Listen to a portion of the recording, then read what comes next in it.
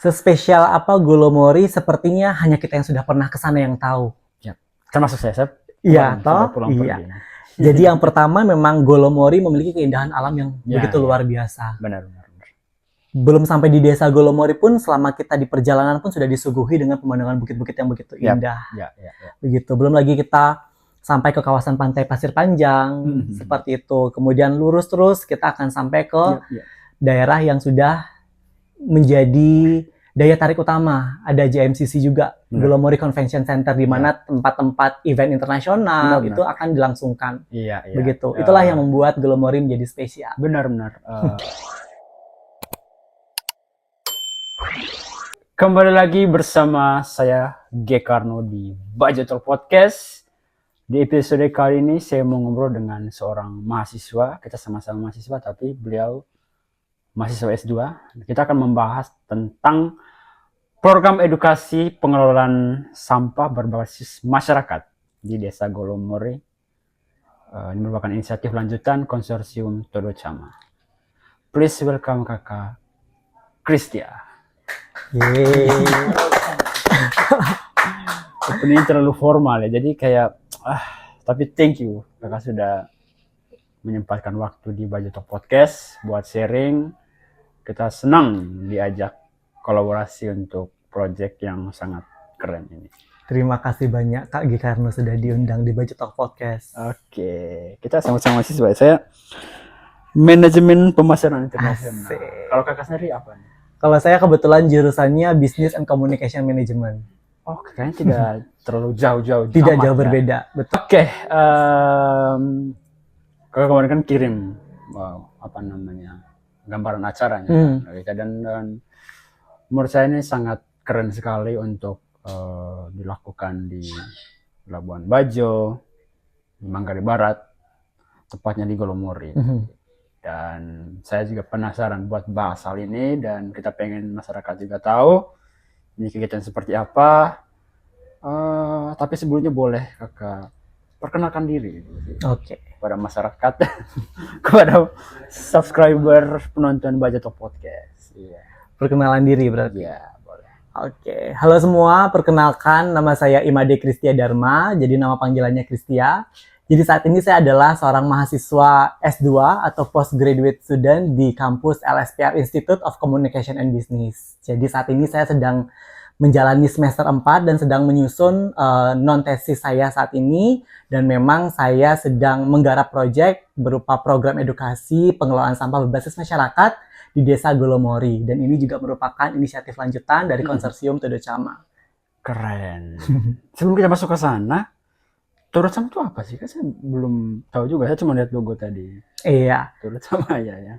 Jadi Todo Chama itu kebetulan diadaptasi dari bahasa daerah sini juga gitu kan. Jadi Todo Chama itu artinya tumbuh bersama. Begitu. Benar. Jadi memang Todo Chama ini adalah nama konsorsium dari program yang sebelumnya dijalankan dan didanai oleh Goto Impact.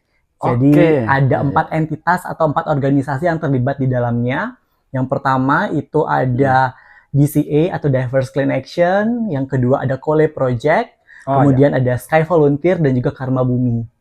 Jadi 4 entitas ini yang membentuk konsorsium dan diberi nama Todo Chama, yang artinya tumbuh bersama. Ada beberapa yang saya kenal tadi, kayak Kole Project kita kenal juga beberapa, dan semoga dengan podcast ini kita bisa berkenalan dengan banyak orang lagi. Boleh. Tapi kalau programnya ini tuh kenapa dibuat di Golomori? Di Labuan Bajo tapi Golomori gitu. Ada apa di sana? Iya. Jadi cukup menarik ya pertanyaannya ya, kenapa di Golomori? Karena memang ketika saya bertemu banyak orang dan menceritakan tentang proyek saya ini, juga orang-orang bertanya-tanya kenapa di Golomori. Padahal sebetulnya ketika kita berbicara masalah sampah, itu sebetulnya ada banyak sekali masalah sampah khususnya di Labuan Bajo, begitu. Benar. Nah, kembali lagi ke pertanyaan inti, kenapa di Golomori? Karena yang pertama, Golomori itu adalah destinasi wisata baru yang merupakan perluasan dari Labuan Bajo. Benar. Begitu. Dan yang kedua, memang Golomori sendiri memiliki potensi pariwisata yang sangat luar biasa, mulai dari keindahan alamnya, ada pantainya, bahkan yang sekarang-sekarang ini yang akan datang adalah ada Golomori Jazz Festival. Begitu. Bahkan di tahun-tahun kemarin juga Golomori juga menjadi salah satu venue untuk kegiatan internasional lainnya.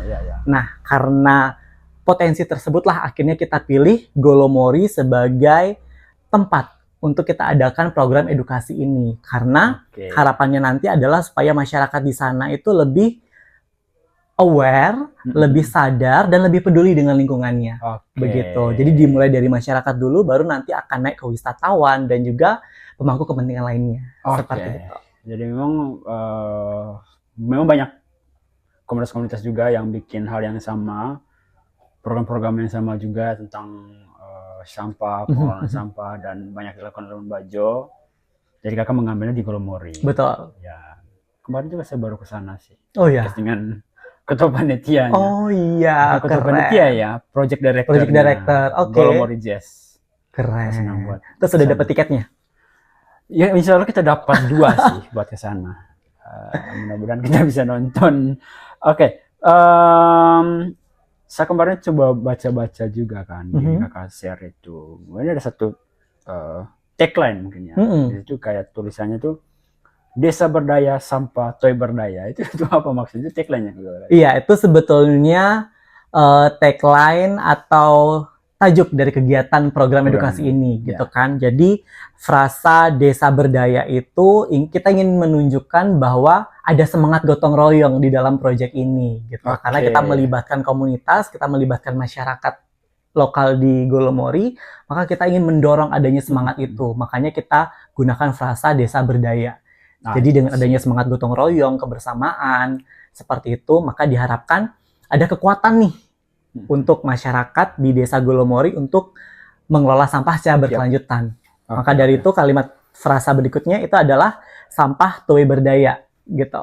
Artinya sampah tidak berdaya. Toy itu kan kalau dalam bahasa Manggarai artinya tidak juga toh. Benar-benar. Jadi sampah Toy Berdaya artinya dengan adanya semangat gotong royong memerangi sampah, maka visi untuk mewujudkan Desa Golomori yang lebih bersih, lebih lestari, dan lebih berkelanjutan itu bisa terwujud seperti itu. Makanya dipilihlah tajuk Desa Berdaya, Sampah Toy Berdaya.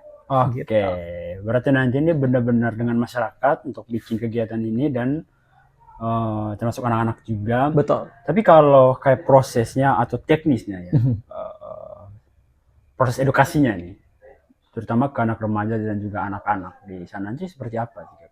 Nah, nanti untuk anak-anak, kita akan lakukan pendekatan yang pertama, kita akan menggunakan metode edukasi interaktif. Jadi kita akan sederhanakan penyampaian pesannya atau bahasa-bahasa yang akan kita gunakan akan kita sederhanakan supaya mudah dipahami. Begitu. Dan nanti pun tidak semata-mata kita memberikan presentasi atau penjelasan kepada anak-anak atau remaja tersebut, tapi kita akan mengajak mereka berinteraksi. Misalnya kita adakan sesi tanya-jawab, atau games, dan juga demonstrasi tentang pemilahan sampah seperti itu. Sehingga proses edukasinya pun menjadi lebih menarik dan tidak monoton. Begitu. Iya. Benar sih. Pemilihan sampah yang masih harus dikencangkan. Betul. Mana yang organik, mana yang bukan. Jadi memang ini sangat penting sekali buat harusnya bukan hanya di Golomori. Betul. Di pelosok-pelosok di Manggarai Barat, di Labuan Bajo seperti itu. Nah, kalau so far kakak gimana progresnya sampai hari ini untuk menuju ke sana? Kan masih mulai Sabtu ini kah atau minggu depannya lagi? Jadi kegiatannya itu akan dilakukan minggu depan. Timeline-nya gitu ya? Ya, timeline-nya mulai minggu depan. Jadi memang sedikit ada perubahan karena menyesuaikan dengan kondisi di lapangan juga begitu. Jadi sebetulnya akan ada 3 program utama dalam kegiatan edukasi ini. Yang pertama itu adalah edukasi door to door. Jadi kita akan melakukan edukasi langsung ke masyarakat di Dusun Soknar dan juga Dusun Jarak mengenai pengelolaan sampah yang berkelanjutan atau pemilahan sampah. Dan yang kedua itu kita akan adakan sosialisasi atau edukasi di sekolah-sekolah. Itu nanti akan dilakukan di 4 sekolah. Mulai dari SDN Presoknar, SDN Jarak, SMP N1 Atap Jarak, dan juga SMK Muhammadiyah Golomori. Nah, dan yang terakhir ini akan menjadi acara puncak dari kegiatan program edukasi ini, di mana kita akan mengadakan kegiatan pelatihan atau workshop untuk kelompok lokal di sana, komunitas PSG, dan juga masyarakat di sana untuk dapat mengolah sampah menjadi barang yang bernilai ekonomi. Sehingga mereka bisa melihat bahwa sampah itu ternyata masih ada nilainya apabila memang mereka bisa mengolah. termasuk pelatihan pemasaran seperti itu. Dan Jadi, progres yang sudah saya lakukan sekarang itu yang pertama mulai dari perizinan, jadi melakukan pendekatan dengan kepala desa, dengan masyarakat, terutama juga teman-teman di konsorsium juga, termasuk juga mencari sponsorship supaya kegiatan ini terselenggara dengan baik begitu ya Kak. Jadi puji Tuhan sudah banyak sekali teman-teman yang mendukung kegiatan ini, jadi tinggal dilaksanakan saja minggu depan seperti itu, mulai dari tanggal 14 sampai tanggal 19 April. Tapi so far boleh di-spill juga siapa saja yang support, dan semoga dengan Vini juga banyak akan mensupport lagi supaya kegiatannya berjalan dengan lancar. Tapi so far yang benar-benar komitmen buat kerjasama itu apa saja sih yang sudah in lah di program ini. Kebetulan sudah ada banyak sekali. Yang pertama dari kampus juga, karena kan memang ini dari project non-tesis, begitu kan, dari kampus LSPR Institute of Communication and Business. Kemudian juga saya dibantu juga dengan teman-teman media dari LSPR News juga, ini kebetulan dari internal kampus. Kemudian teman-teman sponsorship lain, ada juga dari DOC juga, Dive Operators Collaboration Komodo. Kemudian ada Lemonade Space juga, kebetulan ada Segara Esensial juga, dan juga teman-teman media lain seperti Baju Talk Podcast, kemudian ada Labuan Bajo Today, seperti itu. Iya. Oh iya, satu lagi, dan juga ada RRI Labuan Bajo. Labuan Bajo, tetangga kita. Tetangga, iya. Oke. Saya juga penasaran sih sama ininya, konsorsium Todo Chama ini. Kayak bentuk kolaborasinya itu seperti apa ya dengan program yang kakak buat ini secara teknisnya gitu. Saya pengen tahu juga sih, dan masyarakat juga pengen aware sama konsorsium ini. Baik. Nah, sebetulnya konsorsium ini kegiatannya sudah dilakukan tahun lalu sebetulnya. Dan memang konsentrasi dari kegiatan Todo Chama ini sebetulnya ada 3. Yang pertama dari pengelolaan sampah. Kebetulan untuk proyek pengelolaan sampah di Golomori itu dilakukan oleh teman-teman Kole Project dan DCA atau Diverse Clean Action. Kakak Putra dan teman-teman. Betul. Yang kedua ada tentang pariwisata berkelanjutan dan juga kebencanaan. Ini kebetulan didampingi oleh teman-teman dari Sky Volunteer. Dan yang terakhir itu ada pertanian berkelanjutan atau agriculture. Itu dibantu oleh teman-teman Karma Bumi. Ya, dan memang dalam proyek kali ini saya berinisiatif untuk fokus di bagian pengelolaan sampah. Sehingga saya akan berkolaborasi dengan teman-teman Todo Chama, yaitu dengan Kole Project dan juga Diverse Clean Action atau DCA. Jadi memang selama proyek tersebut berlangsung kemarin, memang sudah berhasil nih Kak, ternyata dibentuk komunitas lokal atau kelompok lokal di Desa Golomori namanya kelompok PSG atau kelompok peduli sampah Golomori. Jadi memang teman-teman PSG ini sangat antusias sekali dalam mengelola sampah di desanya. Karena semenjak adanya program dari Todo Chama ini, jadi masyarakat lebih peduli lagi dengan sampah mereka, lebih rajin lagi mengelola sampah mereka. Bahkan dengan adanya kelompok peduli sampah Golomori ini, mereka melakukan pengangkutan secara rutin dan dibawa ke TPS mereka.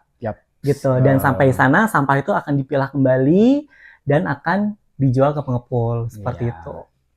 Keren juga ya, maksudnya penerimaan dari masyarakat ya. Betul. Mereka sadar juga bahwa memang Golomori ini menjadi salah satu yang akan dilirik oleh mata dunia ya harusnya. Maksudnya akhirnya muncul dengan penggerakan-gerakan kecil. Sampah sih yang paling menjadi yang selalu disorot juga oleh media, oleh turis-turis juga. Jadi program ini keren juga, sebelum juga bikin program yang sama juga.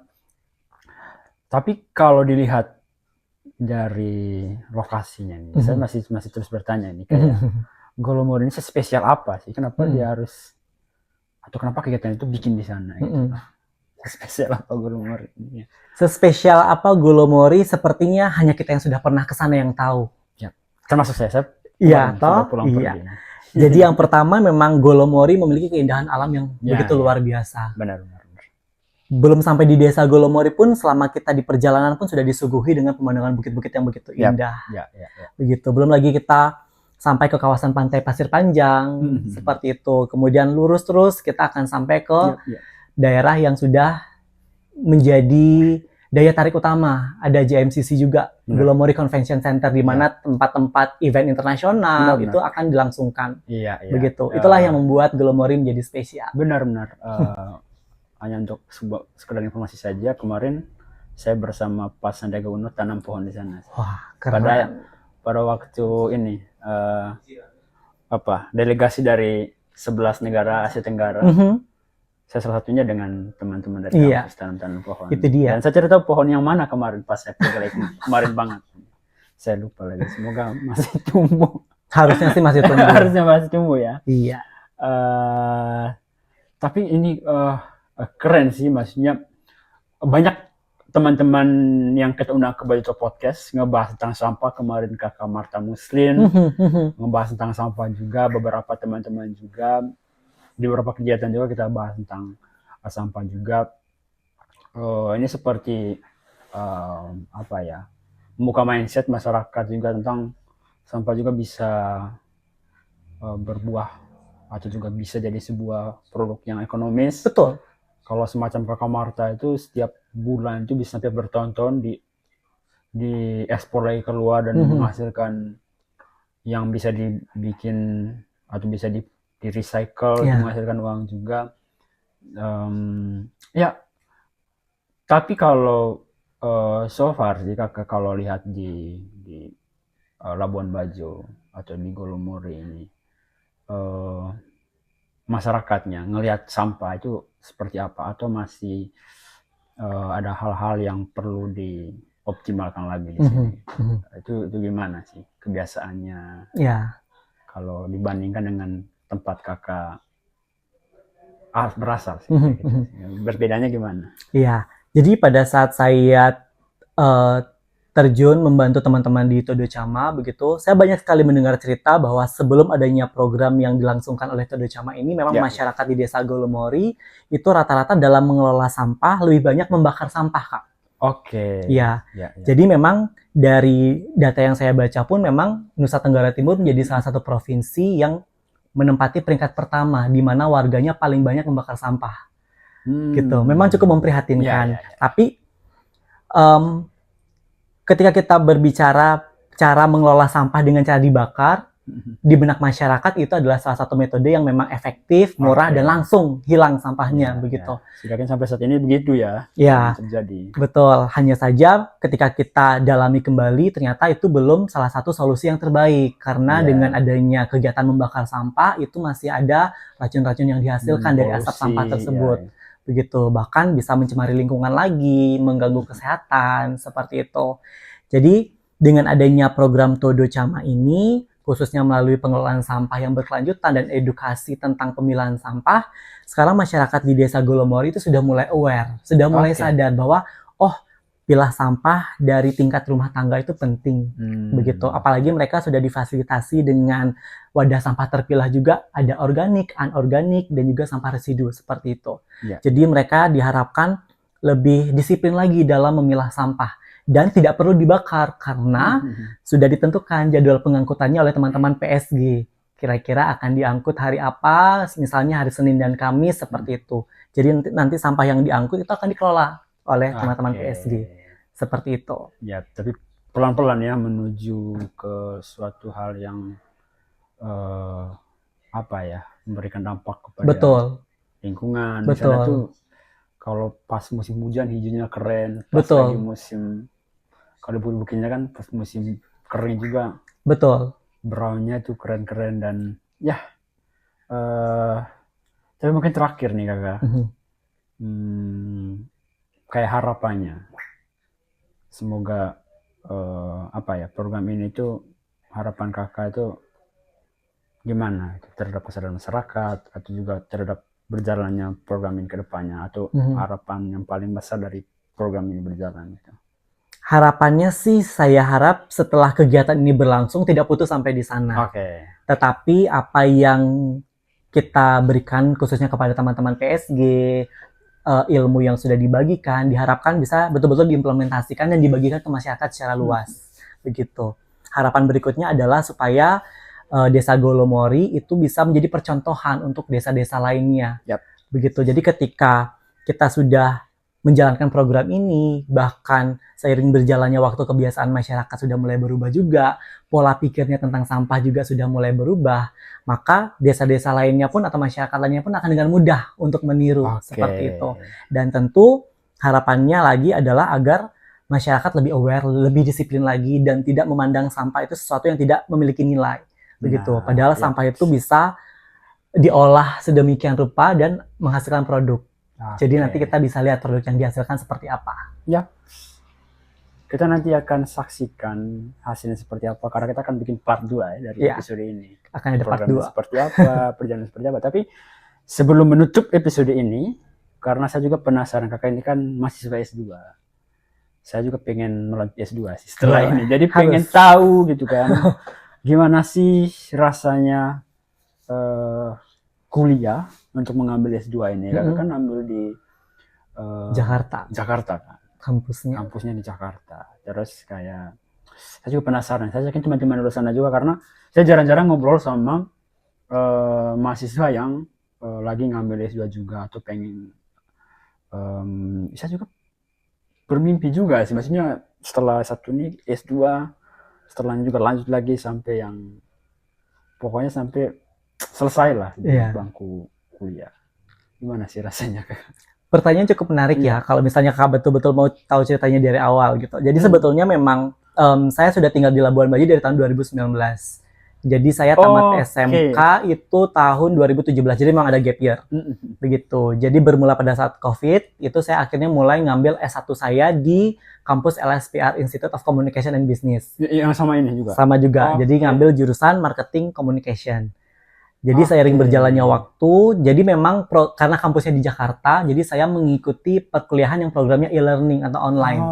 Maka dari itu saya bisa tetap berkuliah sambil bekerja dan kondisi saya sedang di Labuan Bajo. Begitu. Seiring berjalannya waktu ternyata ada program tambahan namanya Pre-Master, di mana saya bisa mengambil program S2 di semester 7 saya S1. Gitu. Jadi saya langsung tembak ambil Pre-Master. Jadi saya langsung lanjutkan S1 plus S2 saya di waktu yang bersamaan sampai akhirnya S1 saya selesai di November kemarin. Dan sekarang saya tinggal melanjutkan sisa semester dari S2 saya saja.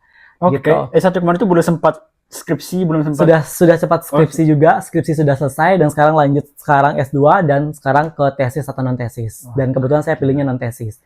Memang cukup menantang, tapi ini justru bisa membangkitkan semangat teman-teman juga ya. Maksudnya belajar itu bisa dari mana saja, belajar itu bisa kapan saja dan tidak memandang usia juga, begitu. Karena yang namanya ilmu pengetahuan tidak akan ada habis-habisnya untuk kita pelajari. Benar, apalagi dari Labuan Bajo teman-teman. Orang lain tuh bermimpi libur Labuan Bajo, terus di sekolah dari Labuan Bajo, tapi memang sekarang kan banyak teman-teman lain juga yang memang kuliahnya e-learning. Tapi kalau yang tadi tesis dan non tesis bedanya apa ya? Kalau tesis berarti dia ngerjain tesis, non tesis berarti ada program yang dibikin kan? Betul. Kalau tesis itu lebih ke penelitian biasanya, begitu. Nah, sedangkan kalau non tesis itu dia lebih ke project.